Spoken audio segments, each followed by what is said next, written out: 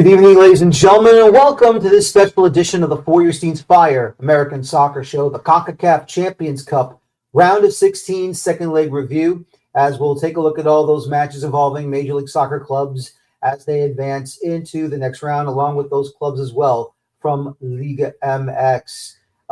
Once again, you can follow my writings over at Beyond the 90 at beyondthe90.substack.com or at beyondthe90.net.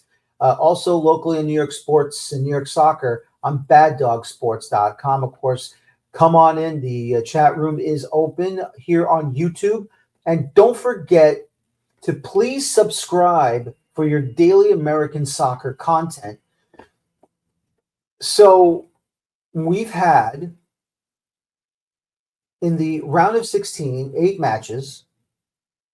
And we've had, simple destructions. We've had victories in the technical sense through away goals. We thought we were going to get a destruction in the second game of a series. Then it became, well, maybe the other opposition will take it on away goals. And then it became, nope, at the death. The destruction was complete, even though on aggregate it's really 5-4 and all that stuff. We'll get to everything. But what I really want to talk about, the naivety of certain clubs from MLS that are in this tournament. One of them, of course, San Diego FC. Now, listen, look, they did their best. Excuse me. Sorry about that. Sorry. They did their best. They tried to go out there and they tried to give it their all. And even though they were able to knock off Pumas in the first round, you have to consistently do it against the better clubs from Mexico, from Liga MX, to be very consistent in this tournament to get to the final. I can definitely tell you, when the New York Red Bulls back in 2018, after they were qualified for the Champions Cup, they had to play Olympia from Honduras, and they did go through easily. They went through easily. It was a 1-1 draw, not in Honduras, but in Costa Rica. At that time, there was some political outcry in Honduras. And so they had to play it at the National Stadium in Costa Rica. But then they came back to Red Bull Arena, won it 2-0, won it 3-1 on aggregate, and everything was fine. Then they had to go play the next round, which was the quarterfinals, against Club Tijuana, the Cholos. And, you got to go down to Mexico for the first leg, and then you have to come back to Red Bull Arena, now Sports Illustrated Stadium, for the second leg. They won it down there 2-0 in Mexico, and then they got scored on in the first half to make it 2-1 on aggregate, but then they scored 3 straight, leveled the score at 1-1, had the 2-goal aggregate lead back, 3-1, then 2 more in the second half to make it 5-1.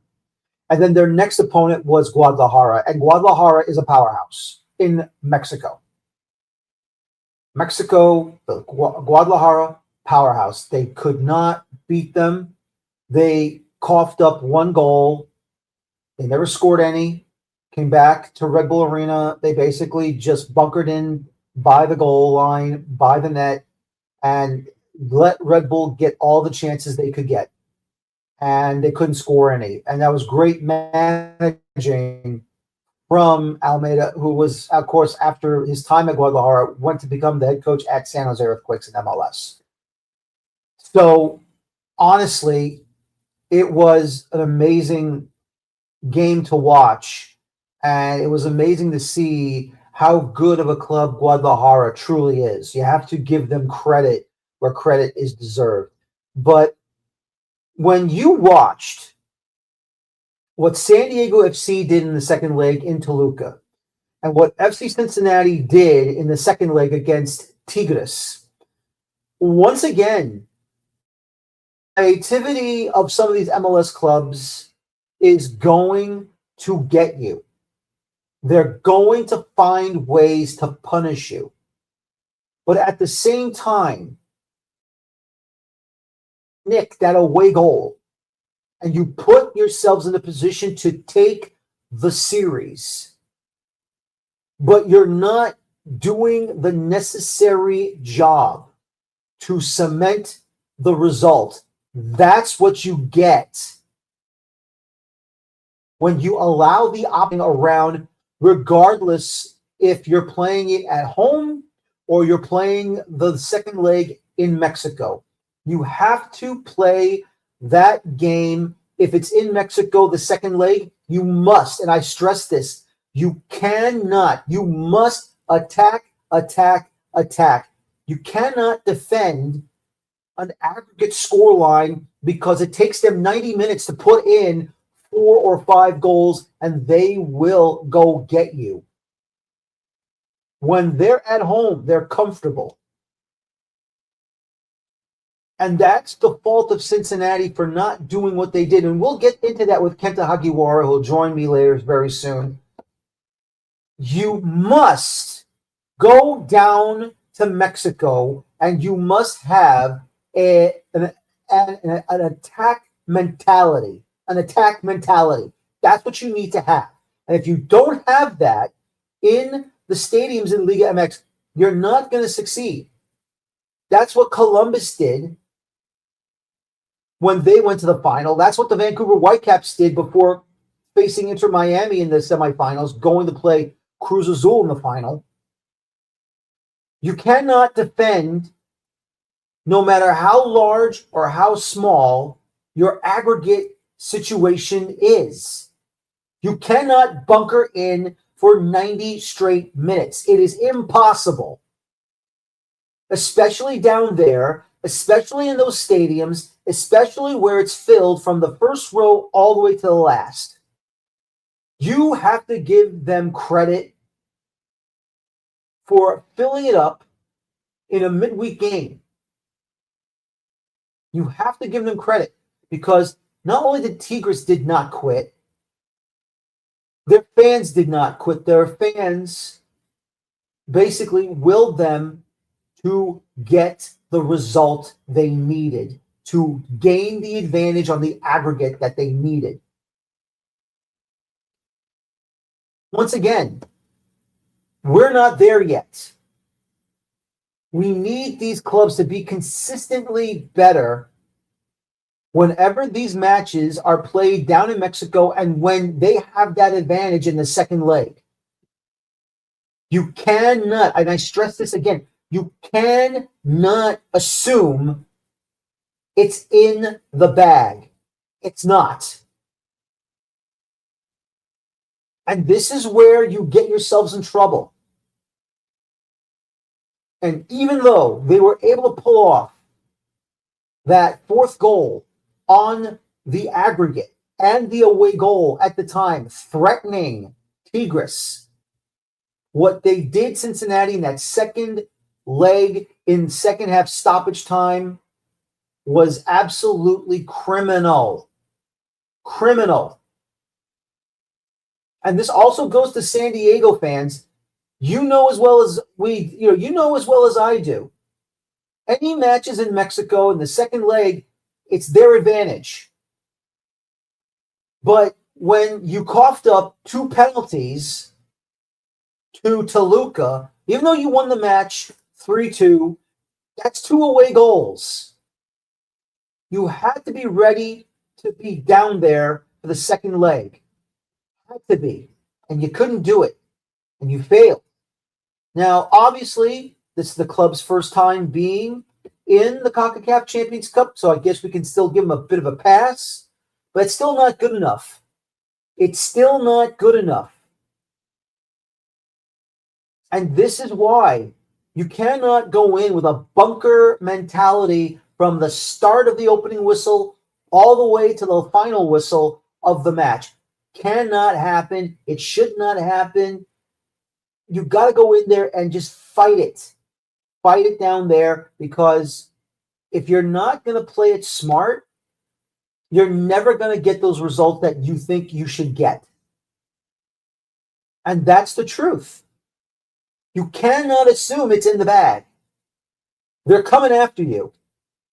And they're going to push the ball up the pitch, and they're going to bury it down your throat.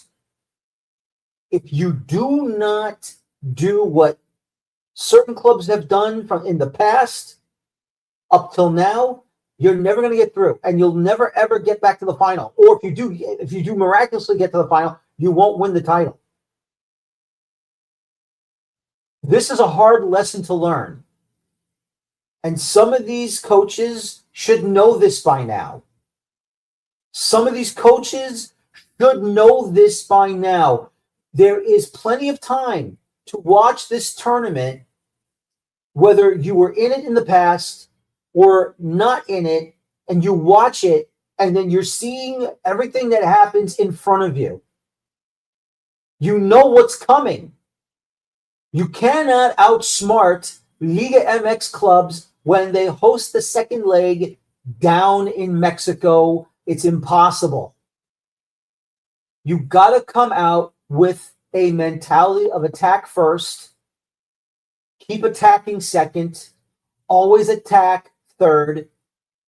And when you believe that the match is in, you've got the series, it's in your grasp, you haven't allowed a goal, you've scored a couple more goals to add on to the aggregate, then you can start bunkering in and play defense. But you got to make sure that you got them. You got to make sure you got them. And look what happens. San Diego, gone. Cincinnati, gone. But it's okay. For San Diego FC, it's a learning lesson. This is only their second season. It's a learning lesson for them. Cincinnati's been through this whole thing in the past, the last several years. Qualifying for the tournament, whether it be winning the Supporter Shield, being in the second, best third place position on the Supporter Shield table. They've been here before. They know what's in front of them. It's got to be better. It has to be better. Because if it's not better, well, it's going to happen again and again and again and again. I want them to be successful. I want these clubs in Major League Soccer to represent the sport in this part of the region, this part of the world, on the international stage, and show everyone we can take on these clubs in this competition. Not Leagues Cup. Leagues Cup is a farce. Leagues Cup is a joke. Leagues Cup does not mean anything. This tournament means something. This trophy means so much more than the Leagues Cup that's made out of chocolate and wrapped up in Reynolds wrap foil. That's just to hopefully qualify for this tournament. This thing should have been banned a long time ago. Bring back the CONCACAF League. Let CONCACAF do their job. That's what MLS and Liga MX needs to do. Get rid of this thing. Petition a CONCACAF League tournament from August till November, December, and then whoever qualifies for that goes to the Champions Cup. This has to be better. It's got to be better. And I'm getting sick and tired of seeing these clubs basically come in with a poor game plan and then they just lose it at the end. It was heartbreaking. It was horrible. I felt bad for everyone at San Diego. I felt bad for everyone at Cincinnati. But if you cannot get the tactics right or the game plan right, then you know what? Get out. Gone. Just get out. Ladies and gentlemen, I got a great show for you tonight. Joining me right now to talk about that FC Cincinnati side that gave it a valiant effort in the first leg and almost stole it in the second leg, of course, from Area Sportsnet covering FC Cincinnati, Kenta Hagiwara joins me. Kenta, I know you're probably listening to the my intro monologue there. And look, I'll be honest with you. When you're up 3-0 on the aggregate, and if Pat Noonan is trying to play bunker ball throughout the entire 90 minutes, I'm sorry, that's a loss. That's a loss of giant proportions. And I'm not going to say it, but I'll basically spell it out for you. You got F around, you're going to F out. You're going to F around, you're going to find out. And that's what Noonan did. It really made me upset to see them when you steal an away goal down at the Universitario and you absolutely have the away goal advantage in 2 legs, and you're thinking to yourself, this is it. Cincinnati's going to do it. They're going to advance to the quarterfinals. This is their opportunity. It's going to happen. And just everything just falls apart within those 9 minutes of second half stoppage time. Your thoughts, please. Yeah, I mean, obviously it's frustrating, right? I don't even know where the 9 minutes originally came from. Watching the match, I don't really think that was 9 minutes. There wasn't, you look at the first half of that match, I think it was 5 minutes of stoppage time, and there was a significant pause in play because 2 players had a head-on-head collision, and they needed medical treatment. Just a couple substitutions, a couple goals. I mean, the 9 minutes didn't make sense from that standpoint in my eyes, but you can't really argue about that and use that as a reasoning. I think conceding in the 9th minute when you've been defending for so long, I don't think the issue is that you're conceding then. It's the fact that you've been defending from the jump and you really struggled to play at the start of each half. I almost can accept the start that they had to the match, as much as it's annoying. Monterrey have been at home. They don't have the jet lag conversation that we had last week when they were in Cincinnati. They're at home and they get off to a flying start, and then they get a second goal off that momentum. I can accept that. And Cincinnati, to their credit, I guess, if we want to credit them with anything, they settled into the match in the latter half of that first half. And you expect off of that in the second half, hey, let's possess the ball a bit more, control possession. And if you're going to open up the game, maybe try to find that for that away goal in a transitional moment. Instead, you concede 2 goals at the start of the second half, and all of a sudden you're now losing on aggregate. So to me, that's, I think, the most frustrating part of it is you end the half as well as you probably could have given the situation, and then you're unable to duplicate it, and you go right back to the well. And we saw it last year. These 2 teams faced off against each other in the CONCACAF Champions Cup last year, and Cincinnati was up 2-1 on aggregate in Monterrey at halftime, and then within the span of 10 minutes concede 3 goals in the second half, and then they lose. They lose the draw. It's the same issues. I don't know if it's a mental flip of the switch, and they're if that's it, if it's 1 goal goes in and all of a sudden the fans and the environment that they're in Monterrey, it makes it incredibly difficult, and the momentum is what Tigres ride. I can't put I'm sure it's not one thing, but the fact that it continually happens, and you saw it happen in the first half after it happened last year, and you're unable to make the adjustments that it can effectively put the game away in the second half, to me is the more frustrating part than conceding a ridiculous goal in the second half. And I also add the fact that the 3 goals that they conceded in the second half, none of them were bad goals. They were all absurdly good goals. If you want I suppose you could use that as an argument and say hey, these were low probability shots that happened to go in. But I'm pretty sure they were outshot 20-10, somewhere around that range. I mean, you were defending the whole match, right? And occasionally you had a spell of 5 minutes where you got a couple shots off, and then once you can see the 4th goal, now you're attacking. So it was really it was very, they were playing scared. I think that's the quote that Pat Noonan used in the match after the loss. And they were playing scared. They were playing to move on, not to win the match. After all this talk throughout the week, last week and early this week, about winning the match in Monterrey, not worrying about the aggregate scoring and trying to win in Monterrey, and then throwing out a lineup in New England in that 6-1 loss where you change 7 of 11 starters. You can't do all that and then put this product on the pitch on Thursday.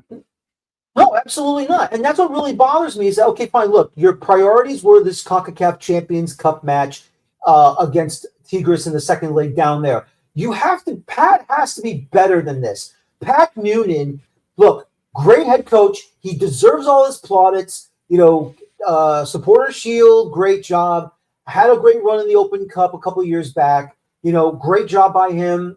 Great coach. He's all the mentality is there for him to dominate in MLS, and he does a great job in league play. But when you are in a CONCACAF Champions Cup situation and you know who you're facing, you know what the issues are, you know what the problems have been, not just from this situation this year, but like you said, last season, the last several seasons, facing this club all the time. It's not just Tigres, it's Monterrey, it's Guadalajara, it's Club America, it's Santos Laguna, it's Cruz Azul. It's all the top clubs in Mexico. Not even the top clubs in Mexico. It could even be the crappiest club in Mexico, and they still dominate this club because for some stupid reason, Pat Noonan is deciding to bunker ball all throughout the freaking match. And you cannot forget about playing scared. You cannot assume you're going to take it when you know very well they're going to go out there and they are going to punish you every opportunity they have the ball. And it's not just them punishing you on the pitch. It's also that crowd that will push those players to get those goals so they know that they're comfortable. They're not going to get booed. They're not going to get harassed the next day. They're not going to get, because they know what's in front of them. They know who's in front of them. They know what's going on. It's not just a battle against an MLS team. It's a battle against an MLS team and to keep your home fans on their side so that they don't get the ridicule they're going to get the next day. Because if Benke's goal stood and that was the catalyst for that match, you know very well that the next day the Monterrey papers were going to lambaste Tigres throughout the entire season playing Liga MX. You know it, I know it, and we all know it. And to see them, and to see Pat Noonan just absolutely, I don't know what switch he forgot to turn on. But so far, you can't turn on that switch when you're halfway through the freaking match and then assume you're going to, now we're going to pour it on. You should have poured it on when the opening whistle blew. Yeah, I mean, it's spot on, right? Like, after the match last week in Cincinnati, when Cincinnati won at home against Tigres, you saw a lot of players talking about how important the quick start was. And they scored early in that match thanks to a mistake at the back. It was a Denke goal earlier in that match. And so, you would assume that mentality carries over into the second match, and it's quite literally the opposite, where you're struggling early in both halves. I would also add that, you sub on Matt Miazga in the second half. I'm assuming he's coming off of a major injury. He's only played 45 minutes a couple weeks ago for FC Cincinnati 2.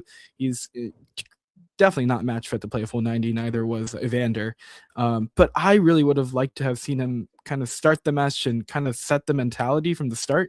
Because after, granted, with him on the pitch, they conceded 2 goals in 3 minutes or 4 minutes.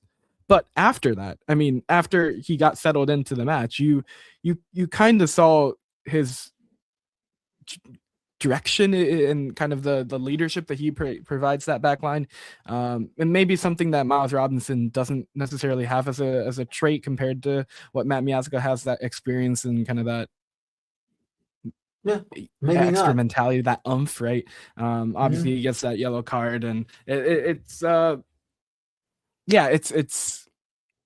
shame. I would have liked to have seen him more, and obviously you want to see him healthy, but the decision to put him on at halftime, it felt like he would have been better suited as a first 45-minute cameo than a second 45-minute cameo in a match where you're up by so much, kind of just to control the early part of that match and kind of set the tempo going into halftime. But I mean, to me, that's a desperation sub. To me, that from Pat Noonan, that's desperation. Oh, I got to put Matt in here. I got to put Miazga in this situation. I got to make sure that he can get out there and he can find a way to bully around everyone in the box. Don't take a penalty call, obviously, but find a way to play strong defense. And that cost them. That cost them, this whole situation towards the back end. And what really, really made me upset even more. I don't know. I mean, I don't know if you were like hoping and praying it wasn't going to happen, but the way that they attempted to clear the balls out of their end, I mean, there was no authority in clearing the balls out. They didn't bang it down the pitch all the way down. Here's a pass here. There's a pass there. Dink, dink, dunk, dunk, dink, dunk, dink, dunk. Oh, now we're going to walk it out. We're going to walk it out of our end and go into the midfield and then boot it down. What is going on here? That's the recipe for disaster. Because I said to myself, that's what I said to myself. I'm sorry, you're letting Tigres taking advantage. You're going to let Tigres take advantage of getting that fifth goal, and it happened at like the 8th or the 9th minute of 9 in second half stoppage time in the second leg.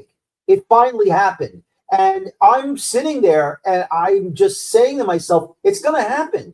It's going to happen. They're going to get scored on, and then they're going to be nobody to blame but themselves. And the one moment where they actually dribbled out of their end and attacked the opposite side of the pitch, what should they have done? Okay, either you go straight towards the box, you go in the box, you beat the keeper, and you get that second away goal. So you got to make them get 3. Or you take it to the corner. Either corner, I don't care. Take it to the corner and just, mess around, waste time. Let them come after you. Let them try to get the ball off your foot if you can. If you can call for a foul, if you can get a foul call out of it, congratulations, you did your job. Then you waste another couple more seconds off the stoppage time clock. But no, you can't do that. What happens? I forgot who the player was for Cincinnati, but you decide to boot it from what? 5 yards out, 5-10 yards outside the area? You can't do that. You cannot do that. I don't care how tired you are. I don't care how exhausted you are. You got to know where you stand, and you got to believe to yourself, I need to get this to the corner, or I need to put the shot on frame. Force a corner. Force something. Put them behind the 8 ball. And then you take it short, and then you waste more time and let them rush up to you. Absolutely. I mean, that shot was, I think the one you're talking about in stoppage time was from Brian Anunga shooting from about like 40 yards out and being well wide. And it's just, to me, it's one thing to blame the players for poor decision. And that's certainly one thing where like that was just a really poor decision by him. And there's lack of composure on the pitch late in the match. And he's a second half substitute and an MLS veteran at this point, playing for Nashville for a long time. It's like you kind of expect him to be a bit smarter on the ball as a midfielder, but obviously that wasn't the case. To me, it was a sloppy game from the start. Passes were going nowhere. They were passing the ball out of bounds after having good spells of possession in the first half. And like to me, it just that.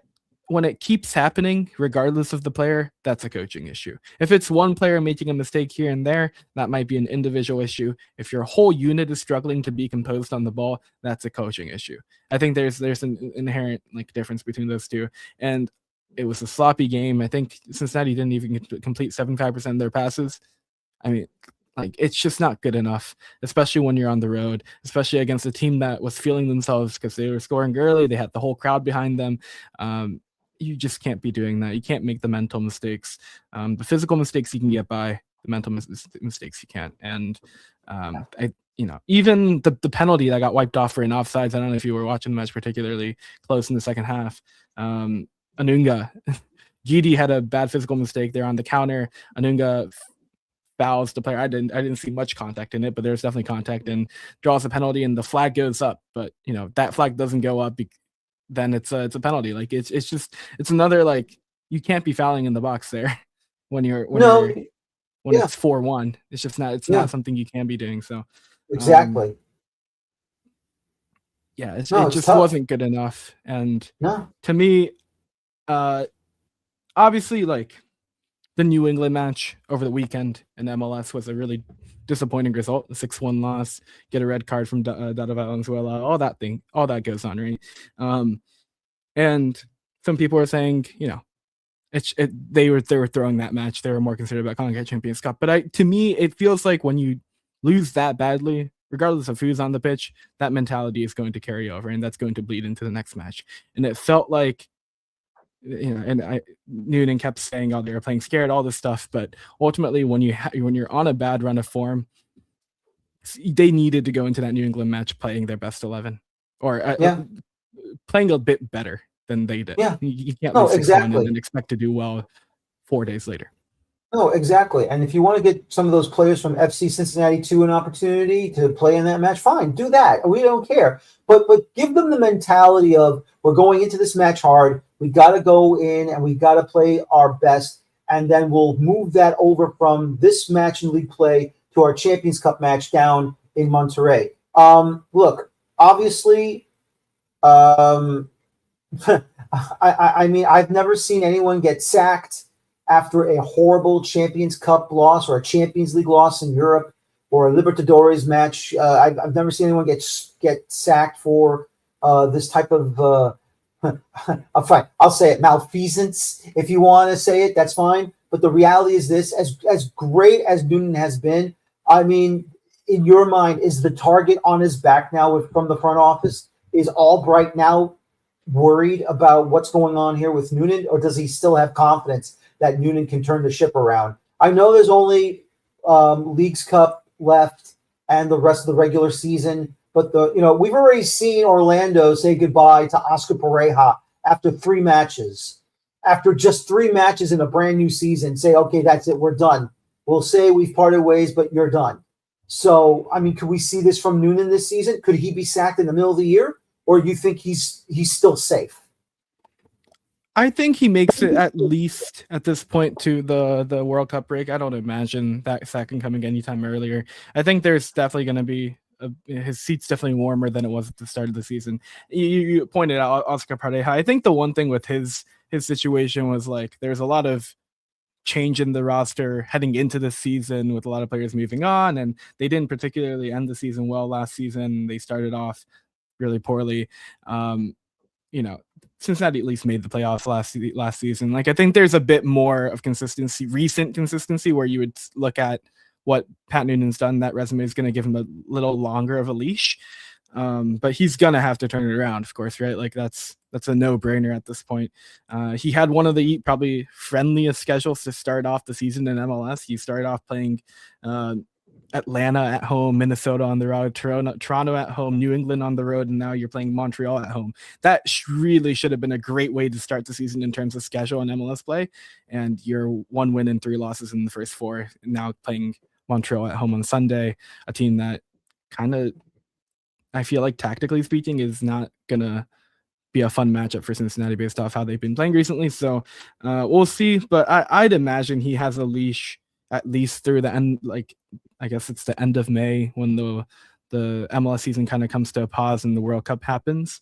It's I also, the other thing is, this roster is built functionally to benefit Pat Noonan's system, and I don't necessarily know that a new manager coming in this early in the season with, like, no preseason is necessarily going to be more fruitful in terms of results. And I think you have to look at it kind of with both things in mind, whether it's, can Noonan get better results and better form moving on and get the locker room in the right headspace, and the other part is, can a different manager come in and actually get results, because that's the other side of the coin. Yep, that's what it is. Kent, as always, I appreciate your time. I'll talk to you during the season again, as always. Thanks again. Talk to you soon. Rough loss, I know. To me, it just feels like it was doomed from the start.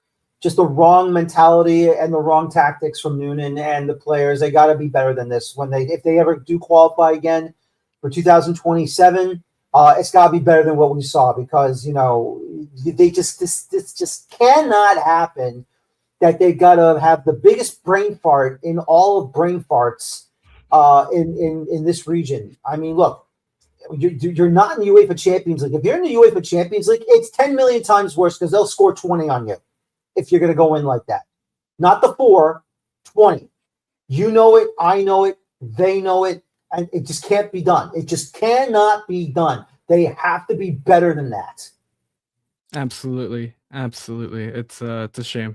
It's a shame It how is. it kind of reminds me of the Bodo Glimt Sporting match in a way, but we won't get too much into the Champions League stuff that's gone on this We'll weekend. leave the Norwegians alone on this one. Yes, We didn't expect indeed. them to make that type of a run, to be honest with you. Me Cincinnati, neither. though, I expected them to make a run, to be honest. I expected them to make that run. It's just, forget it. It just really makes me annoyed to see that type of shenanigans just blowing up in your face. And when you thought you had it with the away goal, and you thought that it was about you're going to steal this highway robbery in Monterey. Nope, the cops nab you and they take the whole loot. So what are you going to do? Other than that, Kenta, thanks again as always. I appreciate your time. I'll talk to you again soon, and enjoy the rest of the season, okay? Alrighty. All right, Kenta Hagiwara, area Sportsnet. He also joins us at Bad Dog Sports for Asian football conversation. So always have Kenta, read his stuff there as well if you're an Asian football fan as well. And if you're in Cincinnati, follow him at our areasportsnet.com for the Cincinnati section of the website. My next guest couldn't join me live tonight, but we did record it. His interview, of course, this is Valair Shabilla of 615 Soccer in Nashville, Tennessee, talking about, who would have thought it, winning the series over Inter Miami on an away goal. 1-1 was the score in the second leg after a scoreless first leg in the round of 16, and they take it on the away goal at Miami Stadium, Inter Miami Stadium. And here he is right now. And welcome back to the American Soccer Show, the special here, the 2026 CONCACAF Champions Cup round of 16 second leg review. Joining me right now for the Nashville SC side of things from 615 Soccer, Valair Shabilla joining me right now. Valair, welcome back. Exciting stuff in the Champions Cup for Nashville. The U.S. Open Cup champions edging out on away goals to the favorites, no longer the favorites, Inter Miami. That was probably the most excruciating match you've ever watched from this club. It was tough, man. It was a very, very tight affair, as you saw.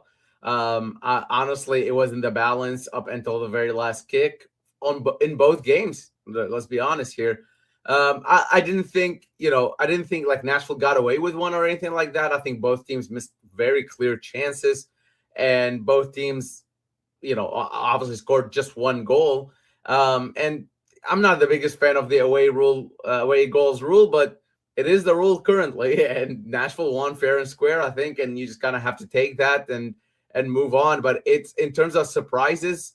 I said this before going into this match, like, if this happens for Nashville, they advance from this round, this is a great achievement for the club history. But essentially, it's not going to deter what they do in MLS. It's not going to deter where they are nationally. If Inter Miami lose out to Nashville, that's a disaster for Inter Miami, because this is clearly the competition they've won from day one. Jorge Mas has talked about it. The coach, the staff, everybody has talked about it. The players, obviously. So knocking them out, I think, was a bigger sort of disaster for Inter Miami than it was even a success for Nashville. But obviously, I think Nashville will take this as something that they can hang on to. And I think this takes them from, MLS sickos have been mentioning Nashville as like an elite team, but the general public maybe just haven't been. And I think this takes Nashville maybe a little bit more into the conscious of the general public, or the general soccer public, if I should say.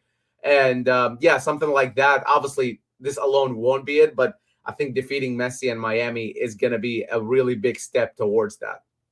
It really is, because, BJ Callahan, to me, I think you know as well as I do with him. I've seen him on the national team, obviously. I know you have as well. And now he's the head coach since these past 2 years so far. He is a quick learner, because the last time he faced Inter Miami in the MLS Cup playoffs, I think he used that to his advantage on how to, I'm not going to say balance out the situation, but he knew how to defend against Inter Miami. I mean, they're going to get a goal regardless. But I think BJ knew what to do for the rest of the match. Just refocus, reposition, and just go out there. And if you're able to get that goal on the away goals rule, then you'll gain the advantage to advance. Yeah, that's really it. And shutting out Miami at home was also very huge into contributing to that. And that has to do with BJ and how he sets up his team, obviously. But also has to do with the players. I think when you look at the way that the players and the team as a whole, including BJ Callahan, obviously entered that playoff series against Inter Miami, it was a couple months or a month or so removed from winning the Open Cup. Concentration has kind of been all over the place. Couple of bad results coming in. There's no really form. There were injured players. There's a lot of problems to that. What ended up happening was a lot of panicking moments from Nashville SC. And once they conceded one goal, it was 2, 3, 4, 5, even at home, right? And they were able to beat Inter Miami at home. So I don't want to take that away from them. But in the away games and even in that decision day game, it just wasn't to their best ability, and that had to do with the form they were in, that had to do with the injuries, that had to do with players being tired. Fast forward to this season, things are different. Nashville SC are coming in as somebody who hasn't lost a single game in 2026. Inter Miami started their season with a loss. They came into this with practically no injuries, or at least not to the big guys, right? So that's very important. Everybody's fresh. Everybody just had a preseason that was really positive, that gelled together. Even the new players, the young players, they came in and gelled together. And I think that really played to their advantage. But a lot of that has to do with BJ Callahan. You're 100% right. He is the one setting the atmosphere. He's the one setting the environment for these players to not only flourish on the pitch, but flourish as individuals within each other. And I think that's really what has provided this platform for Nashville SC to level up this season. And like I said, 8 games so far, they've only conceded 3 goals. They haven't lost any matches so far. So really, really positive from BJ Callahan and his staff. I think it all starts from him when it comes to the locker room. He sets the tone. And then obviously you have the captains and all those guys kind of taking charge and being able to welcome in the new guys. Everybody's gelling in. And I think that really played to Nashville SC's advantage versus what you saw in Miami, which was inconsistent results and maybe less of a team environment, I would say. I mean, I have to admit, I thought losing Jacob Schaffelberg might have been a major cog missing for Nashville going forward this season, but no, it's amazing all the deck being reshuffled, and they're just going out there doing a job, and they're just really looking strong out there. Yeah, I mean, going in, losing Jacob Schaffelberg was obviously, I don't think, was ideal for Nashville, but then replacing him with an MLS All-Star and an MVP level caliber Christian Espinoza, that paid dividends. That's a move that is it shows intent. We all talked about it when it first happened, but on that right flank, having Christian Espinoza is I mean, no disrespect to Jacob Schaffelberg, but it is just hands down better. And from a product perspective, from a production perspective, and just from overall play perspective as well, Christian Espinoza just fits this team really well. He is a veteran in this league. He knows exactly what to do, and he comes in as a DP, of course, so the money's different there. You're paying him a lot more than you were paying Jacob Schaffelberg, obviously. But if he keeps delivering moments like this one and the one in Columbus away just at the weekend beforehand, I think that money, that investment is well worth it. And kudos to the Nashville front office, but also kudos to Christian Espinoza, right? Because he saw that moment. He had offers from different places, and he talked to BJ Callahan and liked what he said. And that's how we ended up here with him being such a crucial part of this team already 8 games into the season. Yeah, absolutely. And, once again, he's done very well for Columbus before moving on from there. He's doing excellent work here right now with Nashville, and we'll see what he does for the rest of the season. But for now, just a great tie in this series between Inter Miami and Nashville. Obviously, to me, this feels like since the League's Cup final, maybe a couple of years back, there's these epic battles between Nashville and Miami.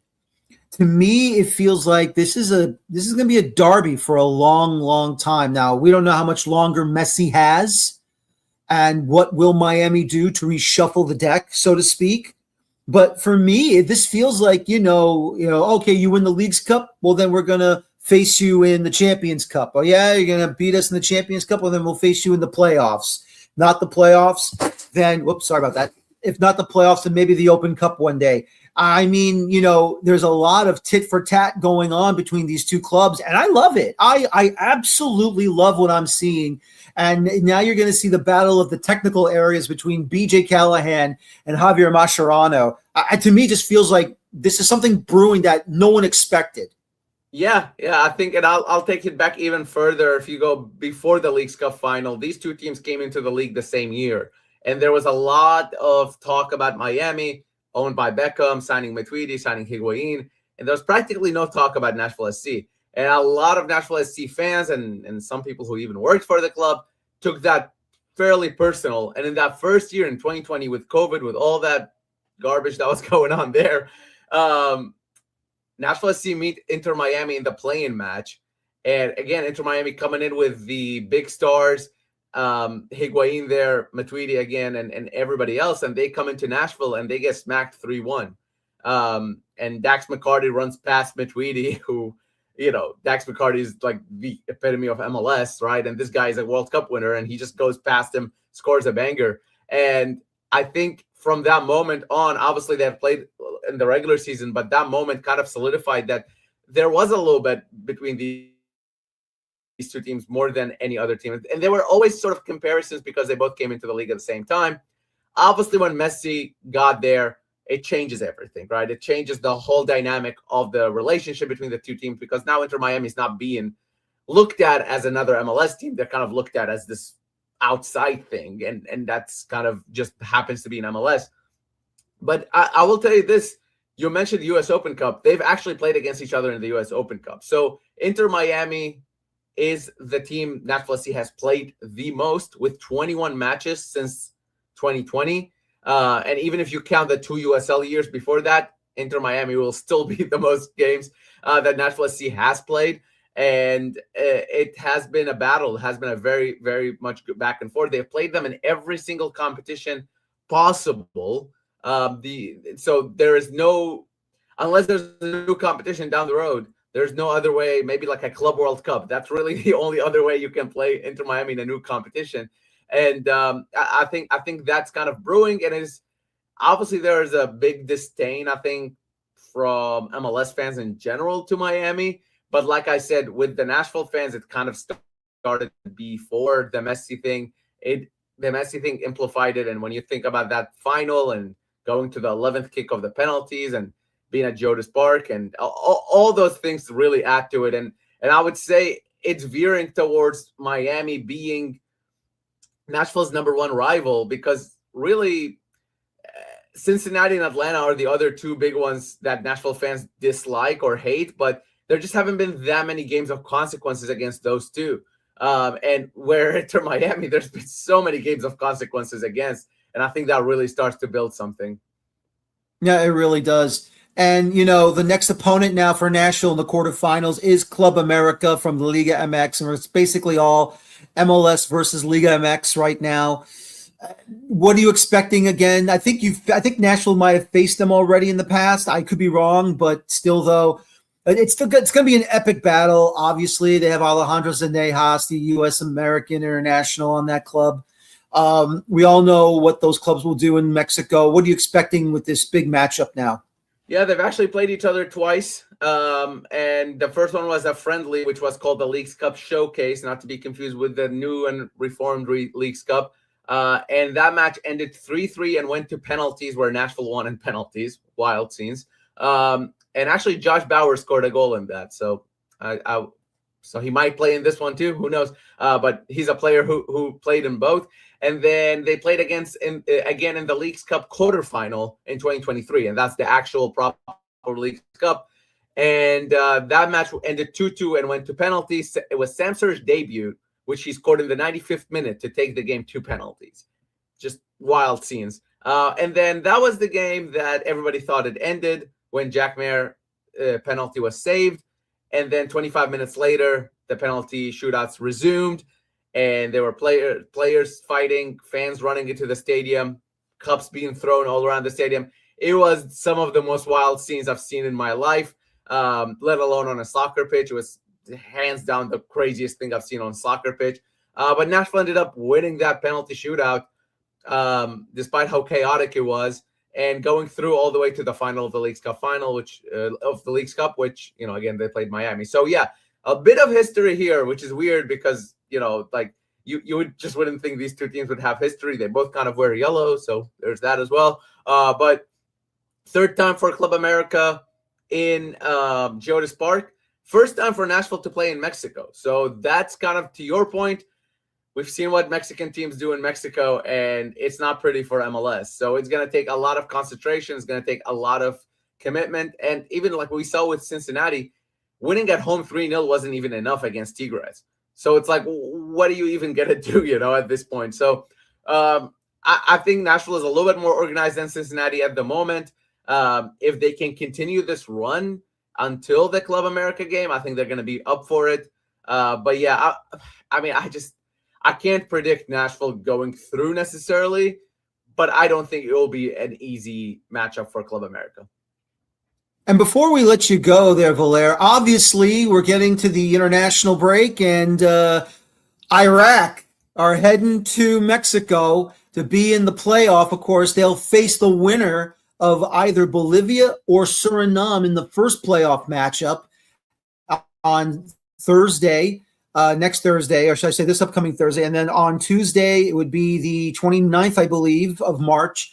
Iraq will take on the winner of that one. I know you're excited. You got your plane ticket ready to go. How many Iraqis are there in the U.S., and how many are coming from the country to fly over to watch this? I mean, there are millions in the U.S. and Canada as well. I mean, it's a pretty substantial diaspora in North America, in both, again, U.S. and Canada. Most Iraqis are in Michigan and in California as well. Those are kind of the big two states. But then Texas has a big population as well. There's, not that many in Tennessee, but we're here. We're representing, but it's a big deal. It's a big deal. I just kind of wish this whole thing wasn't there wasn't this war going on, because of course what it did is that the match was up in the air. We didn't know if the Iraq team is even going to make it to Mexico, and I think a lot of people got discouraged by that and weren't able to travel. And then the events in Mexico just a couple of months ago or last month also didn't help with that. Now, to be fair, the game is being played in Monterrey. Nothing happened in Monterrey. It seems to be safe by all means. However, these things affect the attendance, and I'm not sure just how many of those Iraqis will travel to Mexico. I know I'm going to be there. I know a couple other people who are going to be there, obviously, and I think there's a good amount of Iraqi people in the diaspora from Europe coming in. And again, just not to bring it back to the war, but if that war wasn't happening, there are a lot of Iraqis in the Middle East, whether from Iraq or living in nearby countries, who will also have been here. But unfortunately, they can't get here because a lot of those airlines are closed. A lot of those airports are closed, and it's very hard to get in and out, and very expensive, obviously. So all in all, I'm still very excited. It's not going to be as big of an event as or as big of an attendance as I had hoped and thought it would be. But this is going to be the first time I have actually watched the Iraqi national team live in my whole life. I left Iraq when I was 12, so haven't had a lot of opportunities to do that. And even before I left, Iraq were banned from playing at home, so you never get an opportunity to watch the national team. It's a really weird thing. I'm really excited for it. It's a dream come true for me. If we don't win, I'm going to be not in the best of moods, but I guess I'll see what Monterrey has to offer in terms of other things to get my mind off of the loss. Just find a good taco spot for me. That's all I ask. Yes. Valair Shabilla from 615 Soccer. Thanks again. Have fun down in Mexico, and hopefully Nashville will be successful against Club America. Thanks again, Valair. Thanks, man. Appreciate it. And that is Valair Shabilla from 615 Soccer, as he discusses, of course, Nashville's victory in the away goal against Inter Miami. They advanced to the quarterfinals, and just a great job by them. And then again, you question, with Inter Miami's situation, of course, they prioritized the Champions Cup, and they don't do anything with it. They just don't do anything with it. And it's just really, really disheartening to see that happen for them. But, look, you circled this competition on the calendar. Miami wanted to be something special with it. And what happened? Nope. Goodbye, so long, and sayonara. No goals in that first leg and a 1-1 draw in that second leg. And, of course, the away goal helps Nashville move on to the quarterfinals. So what are you going to do? What are you going to do if you're into Miami? And now the questions are being asked towards Javier Mascherano. The questions are now being asked towards, towards the Moss brothers. You said this is the tournament you wanted. This is the tournament you wanted to play in, and now it's just a big, big pile of shambles, a big pile of absolute shambles. And there's nobody to blame. You wanted it. You wanted this tournament. This was supposed to be the one. This was supposed to be the number one thing that was on the calendar that you wanted. Missed the Open Cup, won the Supporter Shield, won the MLS Cup. CONCACAF Champions Cup was supposed to be the one. Put you back into the FIFA Club World Cup. I don't know if they'll be back in the FIFA Club World Cup, but you know what, though? All I can tell you is this. Should have done better. They did not. And they go out.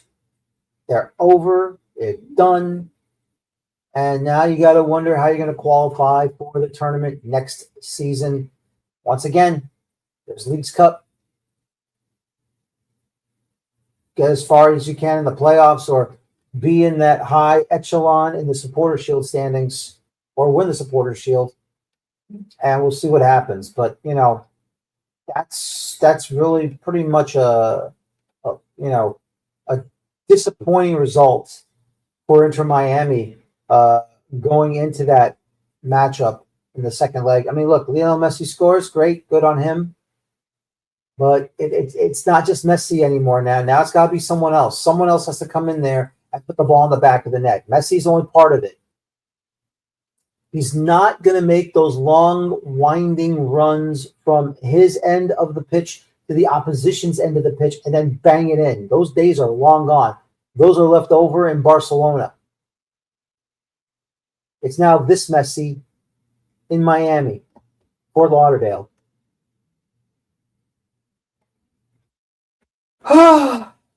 So, what are you going to do? There's nothing much more you can say, nothing much more you can do. You just have to hope that for Miami, they try to get back into this tournament if they can. Some say, don't worry, they will be. But hey, listen, you never know. You never know. You never know. Never say no. Believe me, I should know. I've seen it all too much in my life. No matter who you root for, something screwy is going to happen. You watch. You watch. But before I continue on here, there's something I want to talk about with all of you. And regardless of, your clubs currently in the CONCACAF Champions Cup or they're not in the CONCACAF Champions Cup, you hope one day they'll be in the Champions Cup.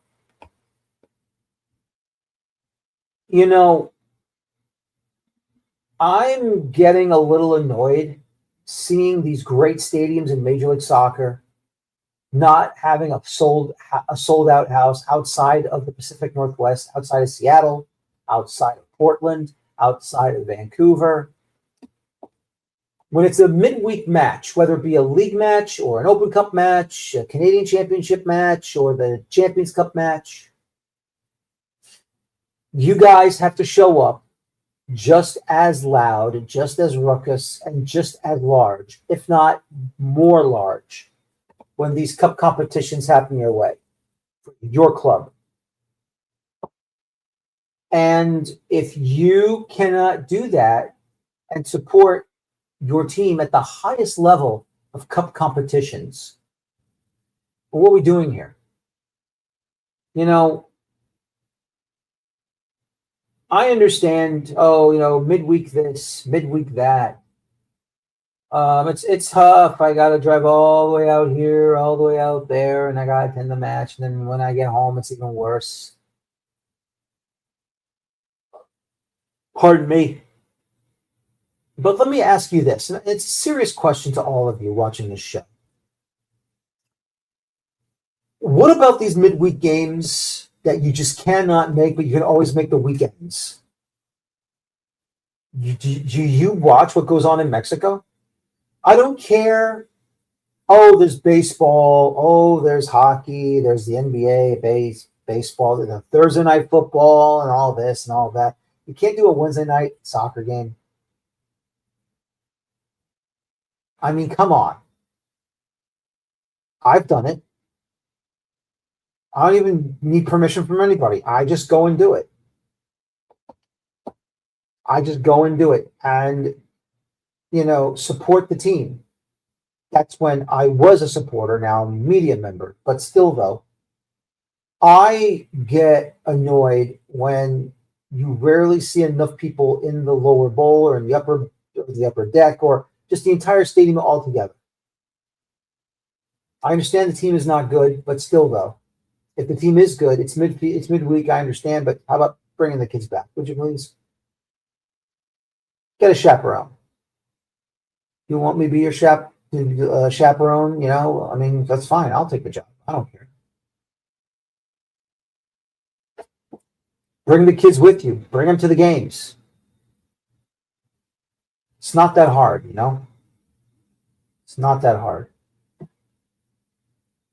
But apparently it is because, I understand you got to go to work the next day and all that, and that's fine. But that still doesn't mean you can't go to the game,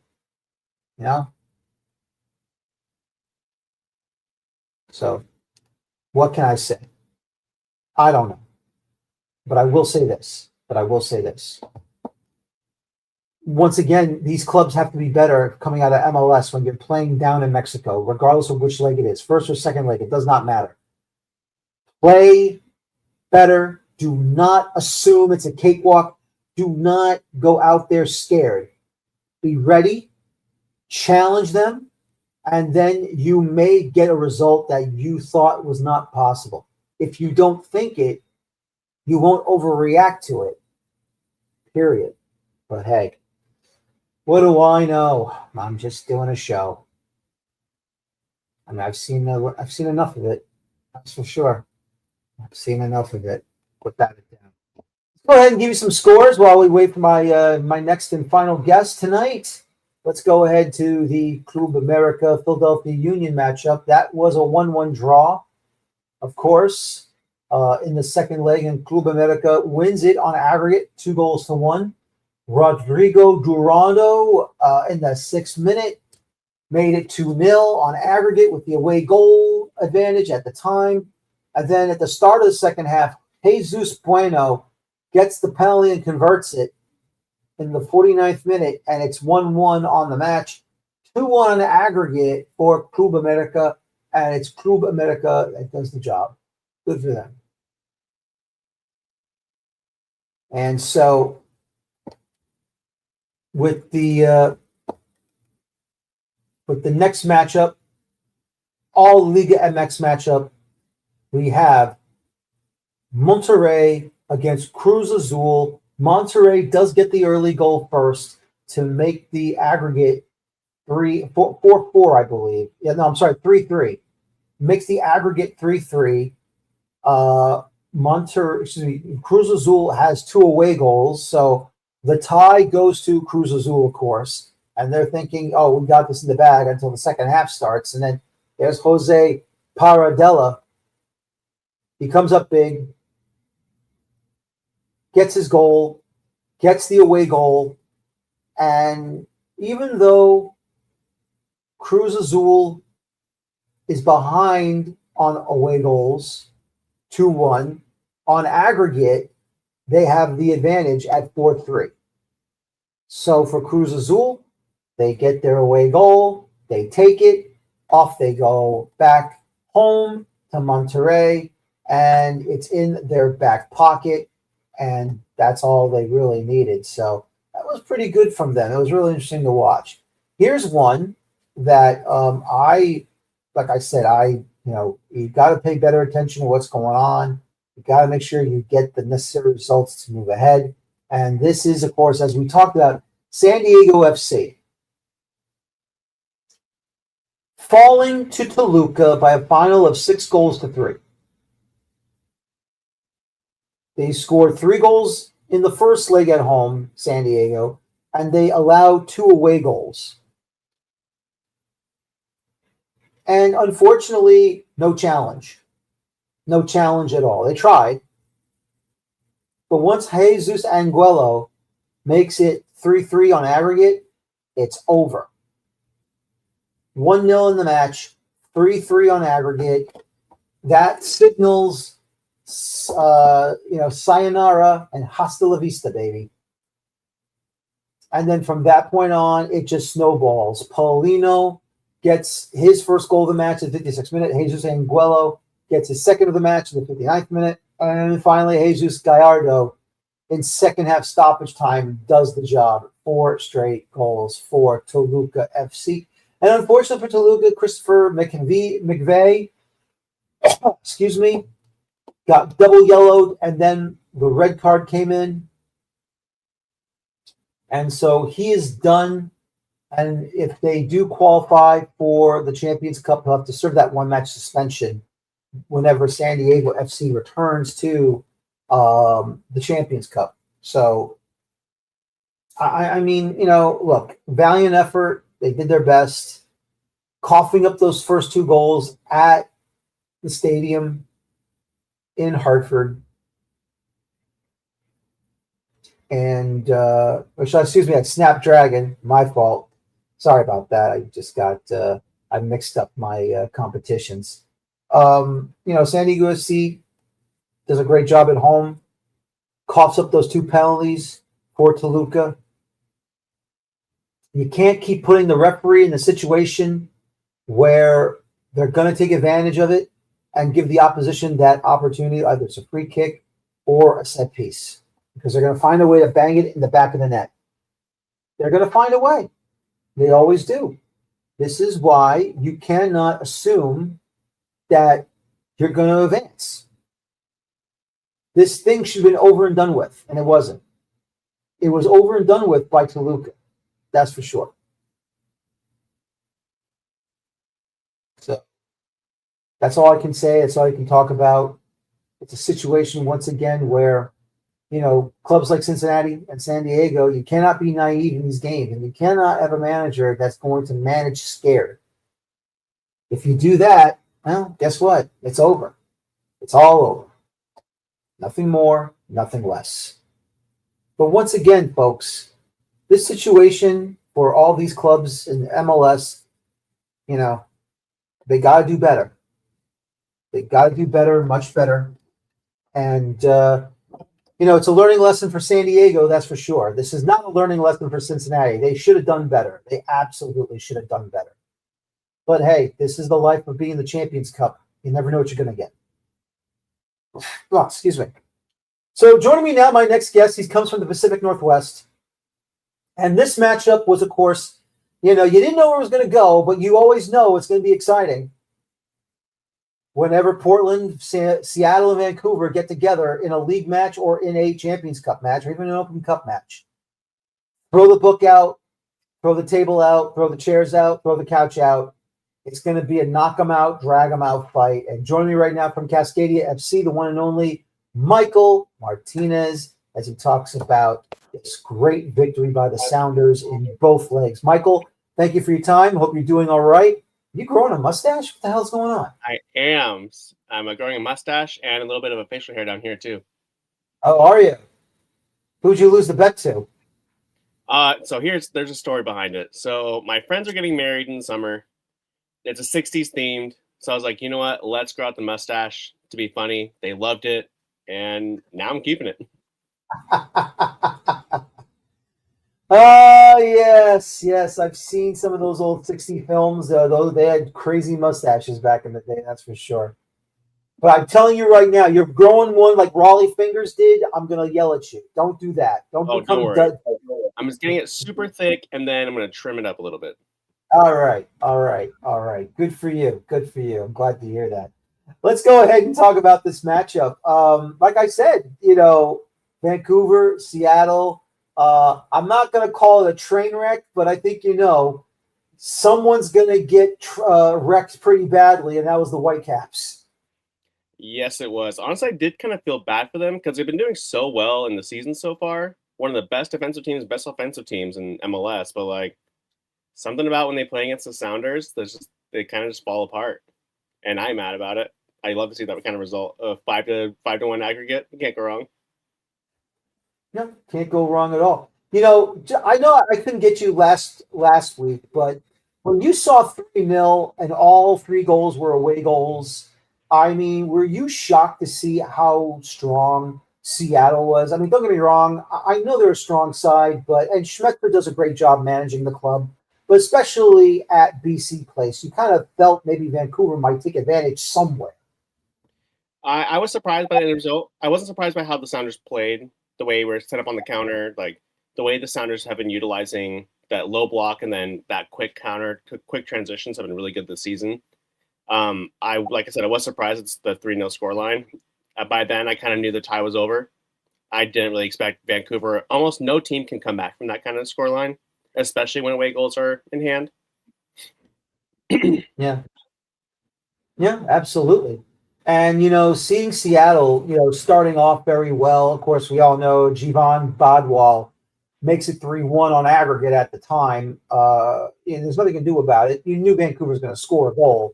But that second half was really much better from Seattle, and they made sure they put plenty of distance from themselves from Vancouver to advance into the next round. They really did. And honestly, the change came especially in the 65th minute when Schmetz brought on Danny Musovski, Paul Rothrock, and Peter Kingston. As soon as he made that switch, the entire game flipped on its head. Peter Kingston, the young kid from Coma Defiance, took control of the entire game, and he made it his, and he brought the Sounders a win.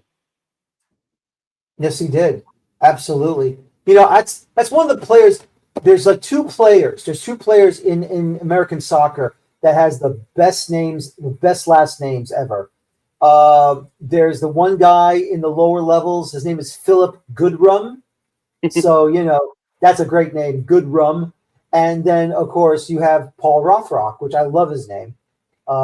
Feels like he's like a rock and roll guy, and he should be more of a musician than a soccer player. But hey, I won't go against that. But that's a great last name. I would love to see Paul Rothrock with Jesus Ferreira's hair.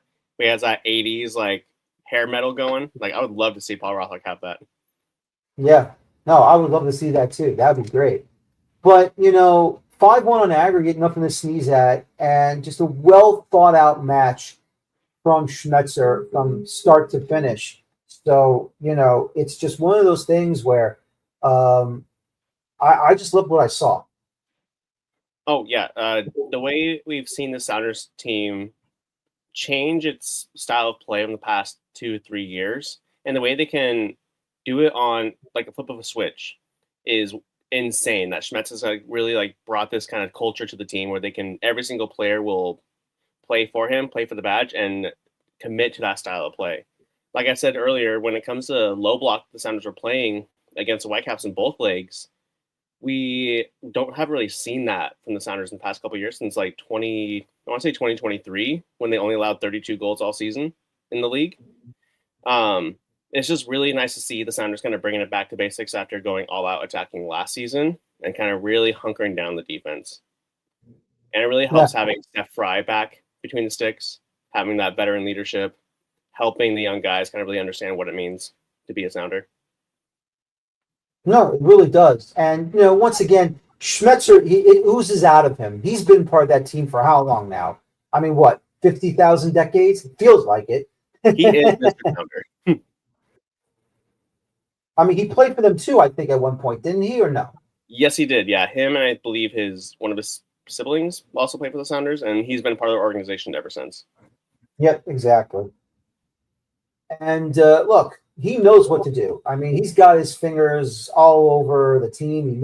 He knows it. He feels it. He does an amazing job managing the Sounders. And I mean, the shame of it is when he does retire. I don't think they'll ever fire him at all.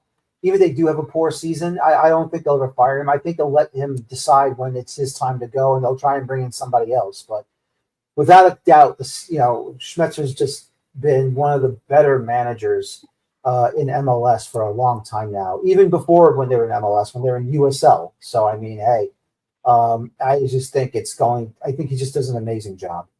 Oh, for sure. He's definitely the Mount Rushmore of Major League Soccer coaches. That's for sure. Yep, absolutely. So other than that, once again, just a great matchup. Two fantastic results.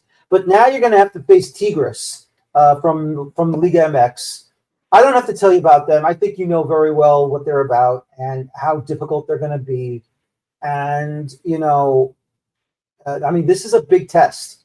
This is going to be a very, very huge test for the Sounders team. I don't know if the Sounders have faced Tigres in the past, maybe once or twice. I could be wrong. You can remind me. It's okay. So they faced them 3 times, and they faced them 3 times in CONCACAF so far, and they've beat them twice, including knocking them out in, I believe, the 2013 Champions League, and then they only lost them one other time. Right.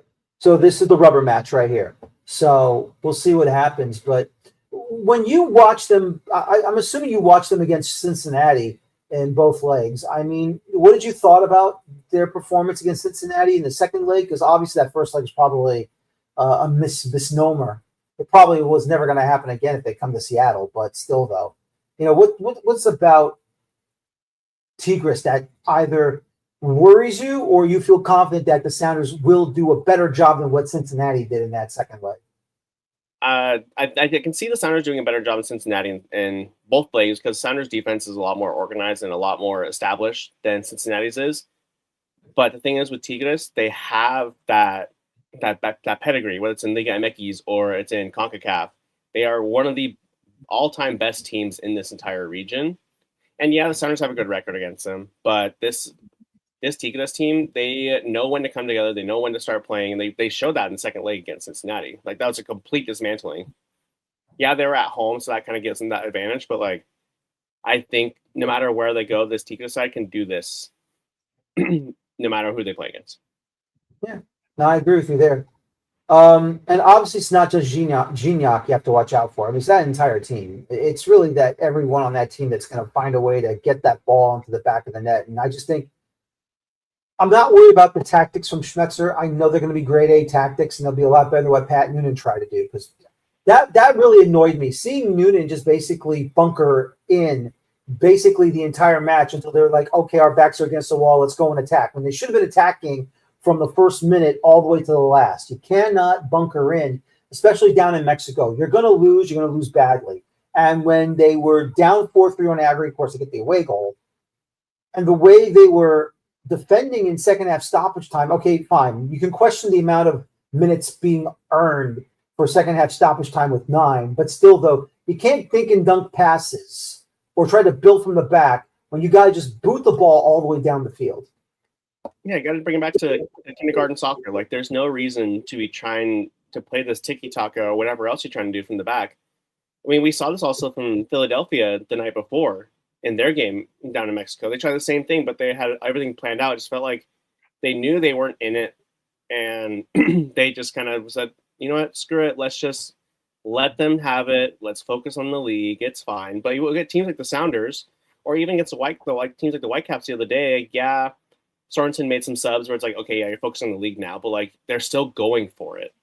You have these teams that will go for it every single time, but teams like Cincinnati, Philadelphia, hell, even LA Galaxy, even though they made their way through, they're not really, their mind and hearts aren't really in it. And It's kind of sad. Mm-hmm. It really is. I mean, Galaxy obviously, 3-0 over Mount Pleasant. I mean, that Jamaican side's not one of the stronger sides in all of CONCACAF, or club sides in all of CONCACAF. So, what are you going to do there? But, I agree. I mean, if you're not going to put your heart into it, if you're going to play scared, then you're not going to succeed. I mean, that's just the plain truth.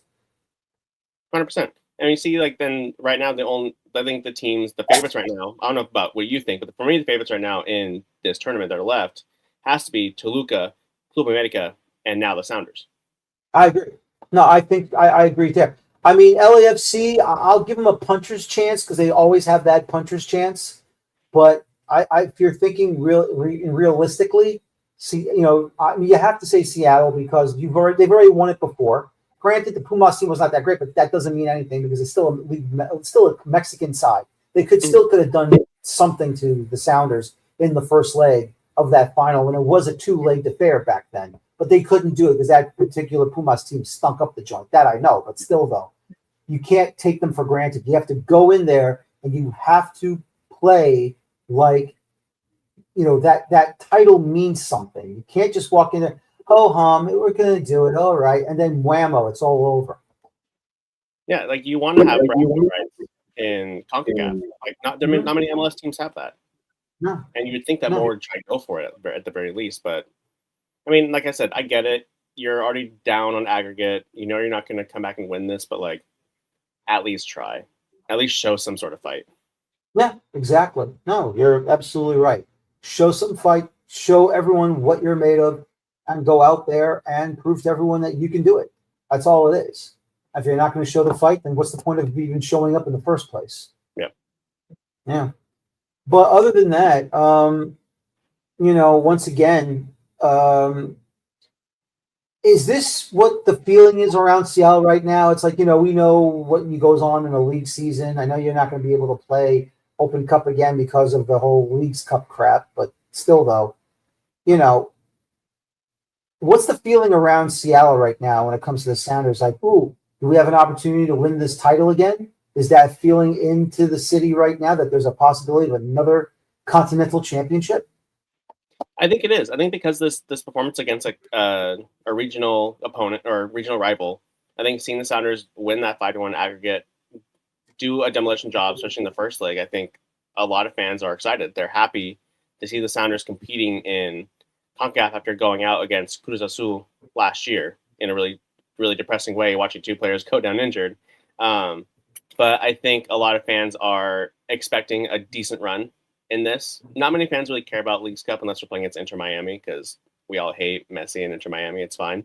But I think this is on the mind of a lot of Sounders fans right now.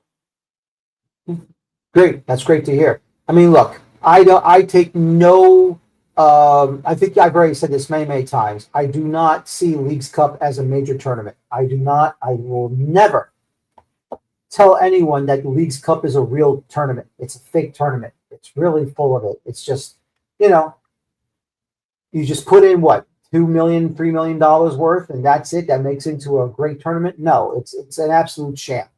CONCACAF had to get involved because, this is beyond borders, Yeah. I mean, you've seen all whether it's on Twitter and Blue Sky, I call it the Mickey Mouse tournament. Like, Leagues Cup is a joke. Like, it's fun that say that we won it, and the Sounders have now won every single cup that they could possibly win imaginable. And it was great to see Messi sat on the pitch up in Seattle. It was great. But the tournament doesn't matter, or at least it shouldn't matter all that much. No, it really shouldn't. Or I like to say the trophy's made out of chocolate and it's wrapped up in Reynolds wrap foil. That's what I always say. I mean, you're not wrong. I've seen it in person. It kind of looks like that. Doesn't it really? I mean, who makes a trophy like that? I mean, come on. What is that, like a cheap version of the Clarence Campbell Bowl or something from hockey? I mean, come on. It's ridiculous. I can go get that trophy done better at a little shop in Eugene, Oregon than I can whatever they did with that. Exactly. It's just a waste. It's just a waste, I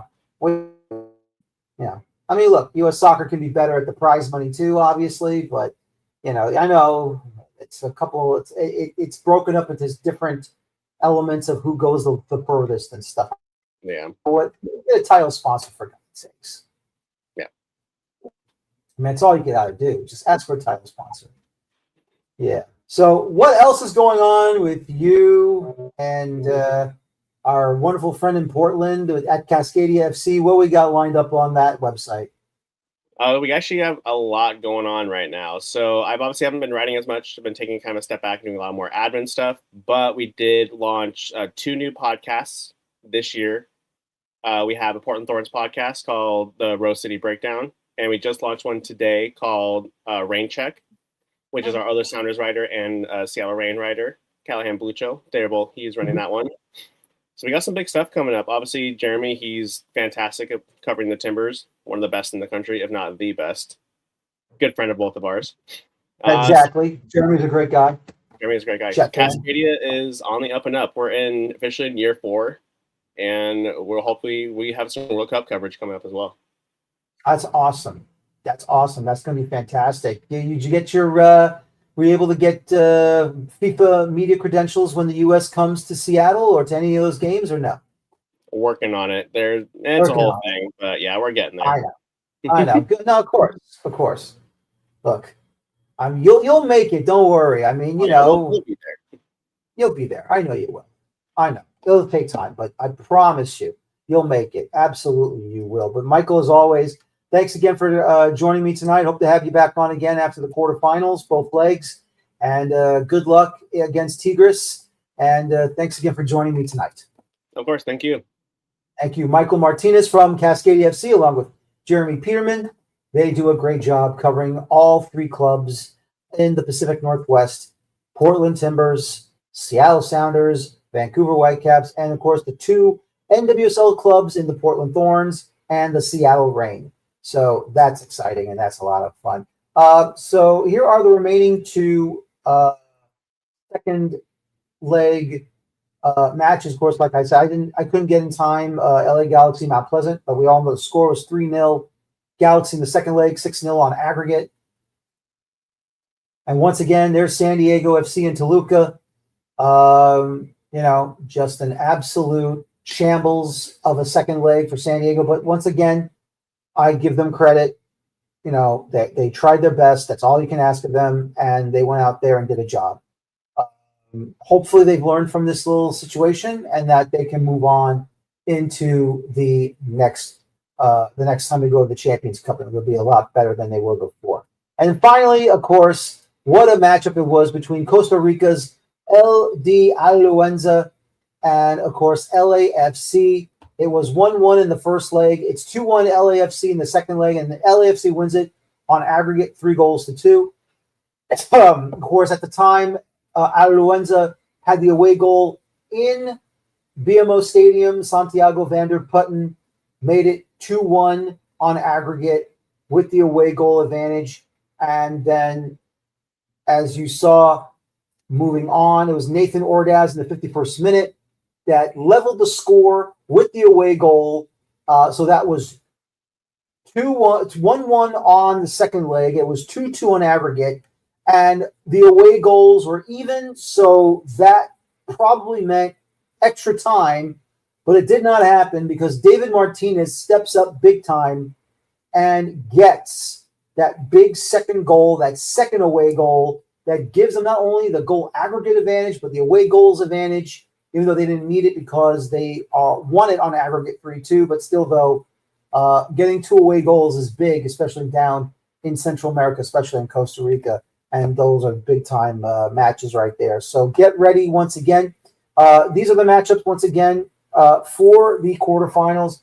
We have Deportivo Toluca of Mexico taking on the Los Angeles Galaxy. We have Cruz Azul of Mexico taking on Los Angeles FC. We also have Nashville SC taking on Club America. And finally, we have Tigres UANL, against the Seattle Sounders in the quarterfinals. It should be exciting. It should be a lot of fun. I cannot wait to see what's going to happen there. But once again, I want to thank my guests tonight. I want to thank, of course, Kenta Hagiwara from Area Sportsnet. I want to thank Valair Shabilla from 615 Soccer, and now Michael Martinez from Cascadia FC. My name is Daniel Forrest. Join me this upcoming week. Open Cup review show this coming Monday night. And on Tuesday night, a regular Four Seasons Fire American Soccer show. And get ready for those international games, the playoffs for UEFA and the intercontinental playoffs for those 6 nations from across the continent and across the globe as well. Once again, my name is Daniel Feuerstein. Thank you very much for watching me tonight for my CONCACAF Champions Cup Round of 16 second leg review show. As always, thank you very much for watching me tonight. And please, please, please, please, please enjoy your football. Thank you. Take care so long. Have a good night, and bye-bye for now. Have a great night, everybody.